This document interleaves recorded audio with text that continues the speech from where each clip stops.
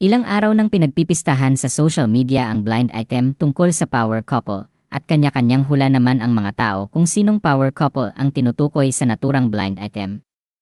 Kabilang sa mga celebrity couple na lumutang ay sina Tony Gonzaga at Direk Paul Soriano. Kaya naman noong Martes, January 13, 2026, ay kinuyog ng mga tanong si Tony habang nagsasagawa siya ng live selling para sa inilalako niyang antioxidant products. Sa gitna kasi ng kanyang online broadcast ay sunod-sunod na pumasok ang mga pang-urirat mula sa mga tao kung sila nga ba ni Direk Paul ang tinutukoy sa naturang blind item. Bagamat hindi direktang sinagot ng Tony ang naturang tanong, tila sinupalpal naman ni Tony ang mga malisyosong alegasyon ng mga tao at naikonekta pa niya sa itinitinda niyang produkto ang naging sagot niya. Ayon kay Tony, huwag na raw sanang mag-aksaya ng oras ang mga tao at dapat pina-flush sa comfort room o CR ang mga waste. Anya, do not waste time sa mga nonsense, okay? It's a waste. Ang mga waste dapat pina-flush sa CR, okay?